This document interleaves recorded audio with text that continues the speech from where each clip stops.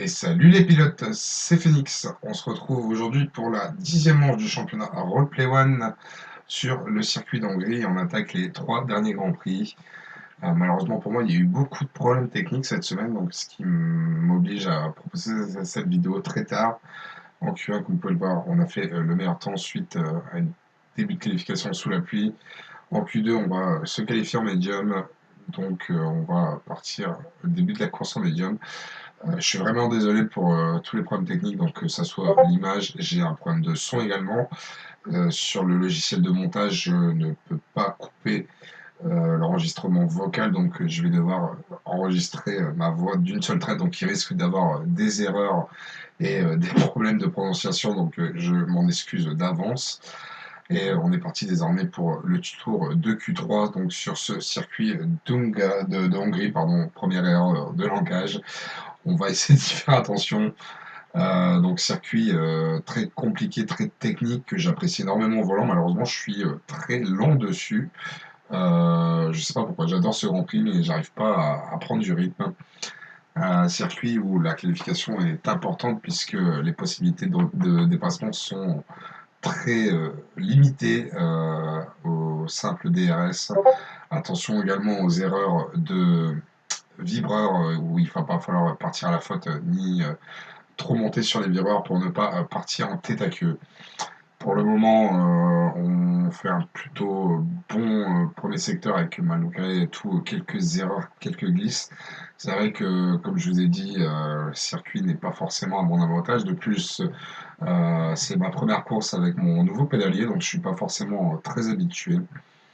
Et on va se retrouver donc dans le dernier virage de cette qualification. Encore une fois, on est vraiment très loin des cordes. Et on va finir ce tour en 7e position provisoire. Et on partira malheureusement qu'en 9e position. Et on est très loin de notre coéquipier MCR Pat qui réalisera le 4e temps. On va donc avoir cette course sur le sec avec un temps menaçant malgré tout. Comme vous pouvez le voir devant, on a la mouche qui a des problèmes de connexion. Il va falloir faire attention au pilote Alpha Tauri pour ce début de course. On est entouré de pilotes qui sont en soft. Il va falloir faire attention de ne pas perdre trop de position malgré l'avantage des pneus de notre côté, sur le long terme du moins. C'est vrai que le soft hard passe sur ce Grand Prix, mais c'est assez compliqué de le gérer. On se retrouve pour le départ. Et les lumières qui s'éteignent et on roule ici sur l'Hungaroring avec un plutôt bon départ puisqu'on va se retrouver au niveau de la McLaren, pardon, euh, de Las Gachet, si je dis pas de bêtises. Attention, on a vu le dive bomb du bot à l'intérieur qui accroche, on ralentit pour ne pas avoir trop de problèmes. Et malheureusement, on va perdre 4 positions. On va se retrouver au niveau de la Ferrari. On va essayer de rester devant. On se loupe un petit peu sur le freinage, léger contact, mais pas de dégâts pour les deux voitures. Et on va se retrouver en 2e position. Attention, ici, on sort un peu large. Malheureusement, on va prendre un premier avertissement. Et on va se retrouver bloqué derrière des pilotes de fond de gré habituels avec des voitures plus lentes. Et il va falloir essayer de les dépasser rapidement, notamment la Haas. Attention à voir à l'extérieur. Il est assez lent, il y a problème d'aileron pour la Red Bull et on va récupérer la 11e place au milieu de ce premier tour. Et 11e place en portant 9e, donc on a perdu 2 positions sur ce début de Grand Prix. Derrière, on a la pression du pilote Ferrari ainsi que d'une Alfa Romeo. Et donc ce premier tour, comme je vous dis, qui malheureusement va nous mettre la pression de devoir dépasser rapidement la As devant nous avec très peu de possibilités de dépassement et on risque de se retrouver dans une course très compliquée. Comme vous pouvez le voir ici, malgré la puissance du moteur Renault, on a un peu de mal à rattraper la As.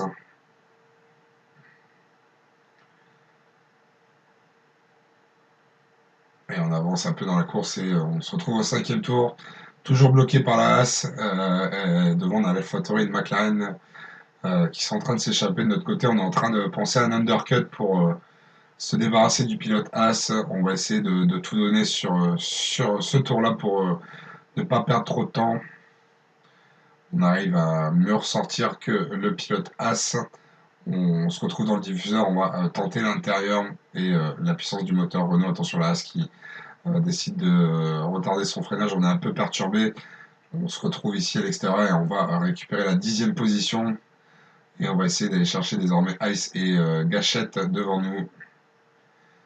Avertissement pour collision avec Nilo. Hein. C'est léger, mais bon, on va dire que c'est le jeu qui est ainsi. On se retrouve au début du 7e tour derrière Gachette et Ice.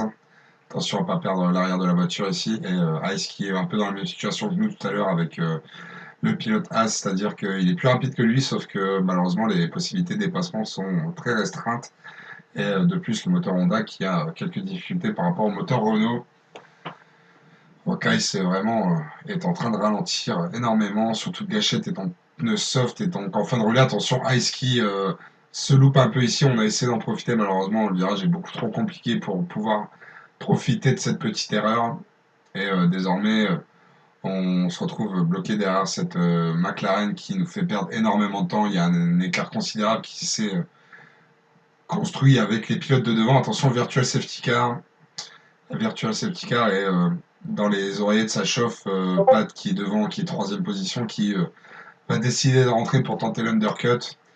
Et de notre côté, on est en train d'attendre de voir ce que Ice va faire, vu que Ice sera notre rival vu de la stratégie. Pat qui rentre. Oh, attention, on a failli accrocher Ice ici suite au Delta. Donc Ice qui décide de continuer. Gachette qui rentre de son côté.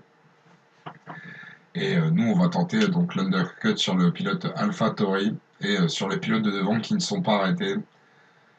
Surtout qu'on est toujours sur Virtual Safety Car, donc on est en train de gagner la moitié de l'arrêt. On est en train de gagner une dizaine de secondes sur les pilotes de devant, ce qui pourrait nous apporter de bons résultats pour la suite. On va ressortir très loin dans le classement malheureusement, mais on a un avantage certain, surtout que la Virtual Safety Car s'arrête au moment où on ressort des stands. On est en train de faire une Lewis Hamilton là-dessus et c'est plutôt une bonne chose. Attention devant, pilote Williams qui est à l'arrêt. On va récupérer donc la 15e position à la sortie de cette Virtual Safety Car. On a désormais 27 tours pour remonter.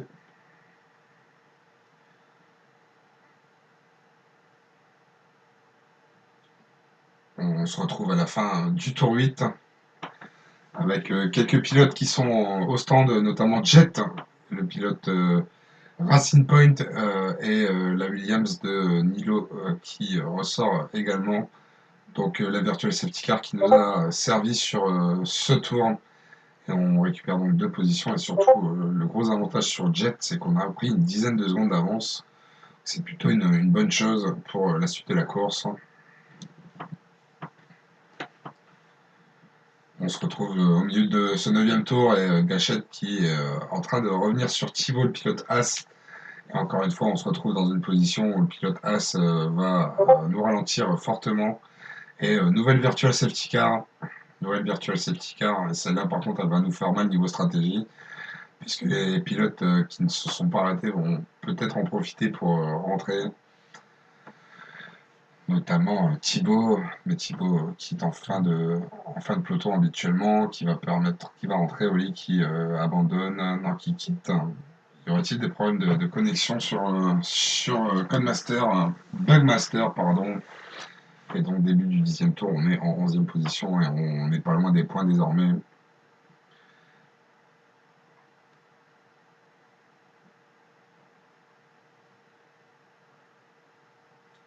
Et on se retrouve donc toujours dans ce 10e tour et comme vous pouvez le voir, les problèmes de connexion qui se confirment. Et malheureusement pour nous, on va perdre 3 minutes de jeu et ce qui va nous faire à notre tour une 13e position. Donc on se retrouve en plus derrière une Alfa Romeo, une As. Alfa Romeo qui semble être dans le même souci que nous puisque on va le voir, il est exactement conduit par un bot malheureusement. On va en profiter rapidement et malheureusement c'est vrai que revenir dans une course quand vous avez eu un problème de connexion, donc énervement et compagnie, c'est assez compliqué. 12e tour, on se retrouve désormais derrière le pilote As. Si je dis pas de bêtises, que mon écran n'est pas forcément très très joli à voir, j'espère que la vidéo sera beaucoup plus propre que cela.